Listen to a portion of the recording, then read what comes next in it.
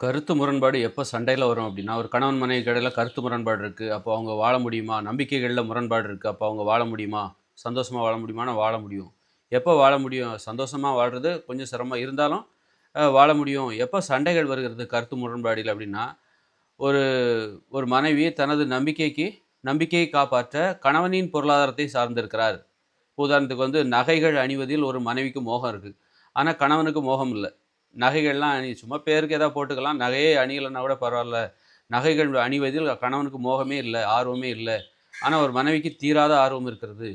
இதனால அவங்க 2 பேத்துக்குள்ள ஏன் சண்டை வருது அப்படின்னா, ஒரு மனைவி தனது நகைகள் அணிகிற அந்த ஆர்வத்திற்கும், மோகத்துக்கும் கணவனின் பொருளாதாரத்தை நம்புகிறார். கணவனிடமிருந்து காசை எதிர்பார்க்கிறார்.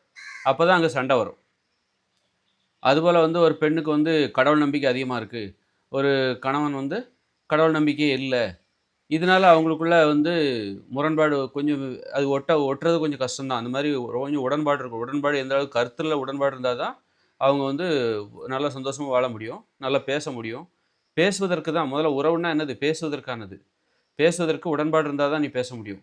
முரண்பாடு உடையவர்கள், கருத்துகளில், நம்பிக்கைகளில் முரண்பாடு உடையவர்கள் பேசுவதற்கு நெறைய சிரமம் இருக்கு, தடைகள் இருக்கு. இருந்தாலும், அங்க என்ன பிரச்சனை வருதுன்னா, ஒரு மனைவி கடவுள் நம்பிக்கை உடையவர், கணவன் வந்து கடவுள் நம்பிக்கை இல்லாதவர். அப்ப இவங்களுக்குள்ள எப்ப சண்டை வருதுன்னா, "கோயில் போணும், எனக்கு பணம் குடு" அப்படின்னு ஒரு மனைவி கணவன்ட்ட கேட்கிறா பாருங்க. அதாவது ஒரு மனைவியின் நம்பிக்கை கணவனை இடையூறு செய்கிறது, பாதிக்கிறது எனும் பொழுது தான் அங்கு வந்து சண்டைகள் வருகிறது. சண்டைகள் வருகிறது. ஒரு கணவனுடைய நம்பிக்கை, அதாவது மனைவியோட நம்பிக்கை கணவன பாதிக்குது அப்படிங்கும்போது. நான் கோயிலுக்கு போணும், அல்லது நாங்க வேண்டிக்கிட்டேன், அல்லது நான் அந்த கோயிலுக்கு நேர்த்திக்கடன் பண்ண போறேன், காணிக்கையா நான் இவ்வளோ பணம் போடப் போறேன், எனக்கு பணம் குடுன்னு ஒரு மனைவி தனது கணவனை எதிர்பார்க்கும் பொழுது, அங்கு சண்டைகள் வரும். அதாவது அது கணவன பாதிக்குது. அவனுடைய பொருளாதாரத்த, அவனுடைய உழைப்ப வந்து சுரண்டுவதாக இருக்கிறது. அதனால உங்க நம்பிக்கைய நீங்க காப்பாத்தணும்னா, உங்க பொருளாதாரத்துல காப்பாத்துங்க. அடுத்தவங்க பணத்துல உங்க நம்பிக்கைய காப்பாத்தாதீங்க.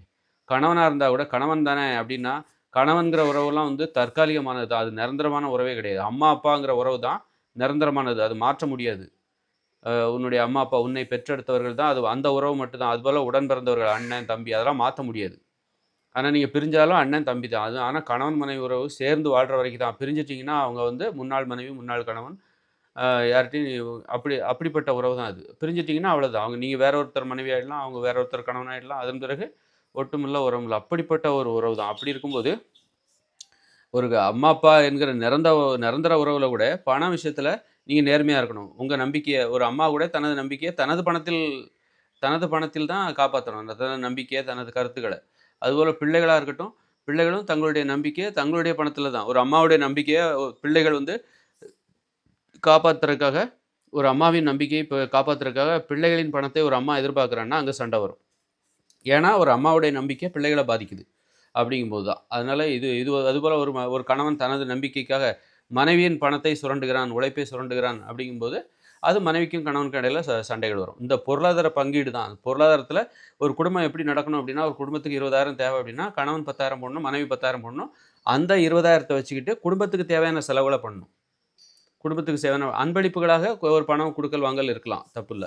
ஆனா, பெரிய பணத்த குடுக்கவே கூடாது. ரொம்ப அதிகமான பணத்த ஒரு மனைவியின் அன்பின் காரணமா 5 பவுன் சங்கிலி போடுறது, 1 பவுன் சங்கிலி போடுறது, இப்படியெல்லாம் போடும்போது, ஒரு வேள அவங்க பிரிஞ்சுட்டாங்கன்னா, நான் கொடுத்ததெல்லாம் திருப்பி குடு அப்படிம்பாங்க. அப்படின்னா அது என்ன அர்த்தம்? கொடுத்ததை திருப்பி குடு என்றால் அது கடன் தான். அன்பளிப்புங்கிறது எளிமையானது. திருப்பி ஒரு 100, 200 நான் உனக்கு வாங்கி குடுத்தேனே, அன்னைக்கு நான் சாப்பாடு வாங்கி குடுத்தேனே, அதெல்லாம் திருப்பி குடு. நம்ம தான் இப்ப டைவர்ஸ் பண்ண போறோமே, அப்படின்னு யாரும் கேட்க மாட்டாங்க. ஏன்னா, அமௌண்ட் குறைவா இருக்குல்ல, அது அன்பளிப்பு. அதெல்லாம் வந்து திருப்பி கேட்க மாட்டாங்க. எதை திருப்பி கேட்பார்கள் என்றால், நீங்க பெரிய பணத்தில அதிகமான பணம் செலவழிச்சு உங்க மனைவிக்கோ, கணவனுக்கோ செய்யும்போது, ஒரு வேளை விவாகரத்து ஆயிடுச்சுன்னா, என்னுடைய இதெல்லாம் குடு அப்படின்னு கேட்பாங்க. நான் வந்து வரதட்சணையா போட்டேன்ல, அந்த 20 பவுனு, 30 பவுனெல்லாம் எனக்கு திருப்பி குடு அப்படின்னு சொல்லி ஒரு மனைவி கணவனும் விவாகரத்து பண்ணும்போது, மனைவி கணவனிடம் கேட்பாள். ஏன்னா, அது பெரிய இது. அது அன்பளிப்பு கிடையாது. வரதட்சணை இது. ஆனா 100, 200 யாரும் கேட்க மாட்டாங்க. அதனால ஒரு நம்பிக்கை வந்து பிறர பாதிக்கும்போது, அதனால பொருளாதாரத்தில ஒரு குடும்ப பொருளாதாரத்தை பகிர்ந்து கொள்வதில் இயற்கை விதிமுறை இருக்கிறது. ஒரு பணத்த சும்மா கணவன் மனைவி தானேன்னு சொல்லிட்டு, கணவனுடைய முதுகுல ஏறி உட்கார்ந்து சவாரி செய்கிற பெண்கள், வேலைக்கே போகாம, வீட்ல உள்ள வேலைகள செய்ய வச்சு பெண்கள் இது மாரியெல்லாம் வந்து இது வந்து அ இயற்கை விதிமுறைக்கு அதனால தான் சண்டைகளே வருகிறது. பொருளாதாரத்தில வந்து அதாவது ஒரு குடும்பத்துக்கு தேவையான பணத்த சரிசமமா பகிர்ந்துக்கணும். அந்த பணத்தில குடும்பத்துக்கு தேவையான செலவ தான் செய்யணும். மத்தபடி இருவருக்கும் இடையே கொடுக்கல், வாங்கல் அது அன்பளிப்பா 100, 200 குடுத்துக்கலாம் தப்பில்ல. அதிகமா குடுத்தா நீ திருப்பி குடுக்கணும். ஒரு கணவன் தனது மனைவிக்கு ஒரு ரூ. 500 குடுக்குறான் அப்படின்னு ரூ. 100 குடுத்தா அந்த மனைவி ரூ. 100 குடுத்தா கூட திருப்பி குடு. அதுபோல் ஒரு ₹100 சாப்பாடு வாங்கி கொடுக்குறான் அப்படின்னா அதை திருப்பி கொடுக்கல உணவுங்கிற வகையில். அல்லது ஒரு ₹500 திருப்பி கொடுத்தா கொடுத்தா அது திருப்பி கொடுத்துடணும் ஒரு மனைவி. அதுபோல் ஒரு மனைவி கணவனுக்கு தன்னுடைய பணத்தை ஒரு ₹200 ₹300 ₹500 ரூபாயா ஒரு ₹100 கொடுக்குறான் அப்படின்னா அதை திருப்பி கொடுக்கணும். ₹50 கொடுத்தா கூட திருப்பி கொடுக்கணும். இந்த மாதிரி பண விஷயத்தில் கொடுக்கல் வாங்கல்ல நீ எந்த அளவு நேர்மையாக இருக்கிறியோ அந்த அளவுக்கு அந்த உறவில் வந்து எந்த பிரச்சனையும் வராது. நீ ஏமாற்றும் போது தான் பிறருடைய பணத்தை சுரண்டலாம். உறவை பயன்படுத்தி ஒரு கணவனுடைய பணத்தை சுரண்டும் போது அந்த மனைவிக்கும் கணவனுக்கு இடையில சண்டை வரும். நேர்மை இல்லை என்றால் சண்டைகள் கண்டிப்பாக வரும். கருத்து முரண்பாடு ஏன் சண்டையில் முடிகிறது என்றால் நேர்மையற்ற அந்த தன்மையால் தான், அணுகுமுறையால் தான், நேர்மையற்ற வாழ்க்கையில் தான், நேர்மையற்ற குணத்தினால் தான் கணவன் மனைவிக்கு இடையில சண்டைகள் வரும். ஒரு கணவன் தனது நம்பிக்கை காப்பாற்றுறதுக்கு மனைவியோட பணத்தையோ உழைப்போ சுரண்டுறான் அப்படிங்கும்போது சண்டை வரும். உன் நம்பிக்கை பிறரை பாதிக்காத அளவுக்கு உறவு தான் முக்கியம். நம்பிக்கைகள் இரண்டாம், நம்பிக்கைகளும் முக்கியம், கருத்துக்களும் முக்கியம். ஆனால் அந்த உறவு தான் முக்கியம்னு நினைக்கணும். உறவு தான் முக்கியம். அந்த உறவை டிஸ்டர்ப் பண்ணக்கூடாது. அந்த உறவை எப்போ டிஸ்டர்ப் பண்ணுது? ஒரு மனைவி தனது நம்பிக்கையை காப்பாற்ற கணவனின் பணத்தை எதிர்பார்க்கும்போது தான் அந்த டிஸ்டர்ப் ஆகுது. கணவனின் பணத்தை பயன்படுத்தி தனது நம்பிக்கையை காப்பாற்றுவது. அதுபோல் ஒரு கணவன் தனது நம்பிக்கையை காப்பாற்ற மனைவியின் பணத்தை வாங்கி மனைவி வேலை பார்க்க அவள் ஏடிஎம் கார்டு இவங்ககிட்ட தான் இருக்கும். எங்கெல்லாம் பாருங்கள் இந்த மாதிரி மனைவியோட ஏடிஎம் கார்டு வாங்கி வச்சுக்கிறது, அதுபோல் வந்து மனைவியின் சம்பளத்தை முழுமையாக வாங்கி வச்சுக்கிற கணவன், அதுபோல் கணவனின் பணத்தில் வேலைக்கு போகாமல் வீட்டிலே உட்காருவது, அல்லது கணவனின் பணத்தில் நகைகள் வாங்கி போடுவதில் ஆர்வம் காட்டுகிற, இங்கெல்லாம் சண்டை கண்டிப்பாக இருக்கும். சண்டை இல்லாமலாம் இருக்குது. அப்படி சண்டை இல்லாமல் இருந்ததுன்னா ஒருவேளை கணவன் வந்து எப்போ பார்த்தாலும் பணம் பிஸ்னஸ்னு போயிட்டே இருப்பான். நிறைய பணம் கொடுத்து அந்த மனைவியோட வாயை அடைச்சிடும். இவங்க 2 பேத்துக்குள்ளே பேச்சுவார்த்தைங்கிறது இருக்காது. ஒரு பேசி சுமூகமாக உட்காந்து ஒரு 2 மணி நேரம் பேசும் பார்ப்போம். பேச மாட்டாங்க. இவங்களுக்கு அந்த பேசுகிறது தான் உறவு. அடிப்படையான உறவுங்கிறது உடல் உறவு இதெல்லாம் தாண்டி பேசுகிறீங்களா? உட்காந்து 1 மணி நேரம் உங்களால் 2 மணி நேரம் உட்காந்து பேச முடியுமா? நேரங்காலம் விடிய உட்காந்து பேச முடியுமா போர் அடிக்காமல்?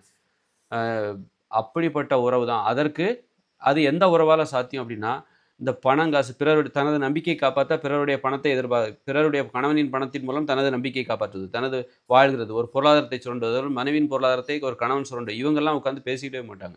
மணிக்கணக்கெல்லாம் உட்காந்து இவங்களுக்கு பணம் தான் முக்கியம். பேசணுங்கிறதுலாம் அவசியமே கிடையாது. அப்போ எந்த அளவுக்கு கொடுக்குறீங்களோ அந்த அளவுக்கு தான் பேசுவாங்க. சிலர் பார்த்தீங்கன்னா கொடுத்தா தான் பேசுவாங்க. எந்த அளவுக்கு கணவனிடமிருந்து வாங்குகிறோமோ அதற்கு அந்த விலையாக பேசுவார்கள். ஒரு மனைவி எப்போ பேசுவா? இந்த மாதிரி இப்போ கணவனின் பொருளாதாரத்தை எதிர்பார்க்குற ஒரு மனைவி, கணவனின் பணத்தை வாங்குகிற வழக்கமுடையவள், வேலைக்கு போகாமல் இருக்கிற பெண், அல்லது வேலைக்கு போனால் கூட கணவனின் பணத்தில் குறியாக இருக்கிற ஒரு மனைவி எப்போல்லாம் பேசுவான்னா, கணவன் எப்போல்லாம் கொடுக்குறானோ அப்போல்லாம் பேசுவாள். எப்போல்லாம் கணவனிடமிருந்து வாங்குகிறாளோ அப்போல்லாம் இவளுக்கு பேசணும்னு தோணும். வாங்கினா தான் பேசுவாள். அதுக்காகவே வாங்குவாள். பேசணுங்கிறதுக்காகவே வாங்குவாள். இவன் கொடுத்தா தான் நம்ம பேசுகிறா நம்மக்கிட்ட, நம்ம பணம் கொடுத்தா தான் அவன் நம்மக்கிட்ட பேசுகிறா அப்படிங்கிறதுக்காக இவன் என்ன பண்ணுவான்? கொடுத்துக்கிட்டே இருப்பான். கொடுக்கலன்னா பேச மாட்டான். இந்த மாதிரி இது ஒரு விபச்சாரம் மாதிரி தான் சொல்லப்போனால். அதாவது பேசுகிறத கூட அவங்க விற்பனையாக மாற்றிட்டாங்க, வியாபாரமாக மாற்றிட்டாங்க. ஒரு கணவனிடம் வந்து உஷாராக இருக்கிறோன்னு சொல்லிட்டு என்ன பண்ணுறாங்க பெண்கள் வந்து, நீ என்கிட்ட வந்து என்ன நீ தொடுறது, பேசுகிறது, இது எல்லாத்துக்கும் ஒரு விலை இருக்குது. என்கிட்ட நீ பேசணும், நான் உங்ககிட்ட பேசணுன்னா நீ எதையாவது கொடுக்கணும் எனக்கு. ஏதாவது பணம் கொடுத்தியா? நான் கேட்குற நகையை வாங்கி கொடுத்தியா? அப்போ நான் ஆசையாக பேசுகிறேன். இந்த மாதிரியான அந்த அன்புக்கு ஏங்கி ஆண்கள் என்ன பண்ணுறான்? அதுக்கு விலை கொடுக்கணும் போலுக்குன்னு சொல்லி பணத்தை கொடுக்குறது, பணத்தை வாரி வாரி கொடுக்குறது, சலுகைகளை கொடுக்குறது, வேலைக்கு போக வேண்டாம் அது இதுன்னு சலுகைகளை கொடுக்குறது, நகை வாங்கி கொடுக்குறது, இப்படி பண்ணி அப்போ தான் அவள் பேசுகிறா. அதற்காகவே அவள் பேசணுங்கிறக்காகவே அவன் கஷ்டப்பட்டு உழைச்சி பணத்தை சம்பாதிச்சிட்டே இருப்பான். அவள் செலவு பண்ணிகிட்டே இருப்பான் ரொம்ப சந்தோஷமாக இருக்கிற மாதிரி. அவன் கொடுக்கவே இல்லைன்னா அங்கே பெரிய சண்டையே வரும். அவங்க அதுக்கப்புறம் நிம்மதியாகவே வாழ்ந்துட முடியாது. கொடுக்கறத ஒரு ஆண் நிறுத்திட்டான்னா வாங்குவதற்கு வழி இல்லாத பொழுது அவங்க அந்த மாதிரியான உறவு இருக்குல்ல, பொருளாதாரத்தில் நேர்மை இல்லாத, தனது நம்பிக்கையை காப்பாற்றுறதுக்காக ஒரு கணவனின் பொருளாதாரத்தை சார்ந்திருப்பது, இதெல்லாம் பார்த்தீங்கன்னா கடைசியில் என்ன ஆகும்? பணம் இல்லைன்னா அந்த உறவு அங்கே நிலைக்காது, ஒட்டாது. இதெல்லாம் வந்து அதனால் இதெல்லாம் ஒரு குடும்ப அளவில் நடக்கிற விபச்சாரம். இதைத்தான் அவங்க என்ன பண்ணணும்? இப்படி ஒரு குடும்ப வாழ்க்கையில் இப்படி ஒரு விபச்சாரம் தன்மை இருக்குது, விபச்சாரம் என்கிற கலப்படம் கலந்து விட்டது, குடும்பம் என்பது தூய்மையாக இல்லை, அங்கு விபச்சார அணுகுமுறை இருக்குது, அங்கே வந்து ஆண்களுக்கு பெண்களிடத்தில் வந்து இந்த மாதிரி கொடுக்கல் வாங்கல நேர்மை இல்லைனாலே அது விபச்சாரம் தான்.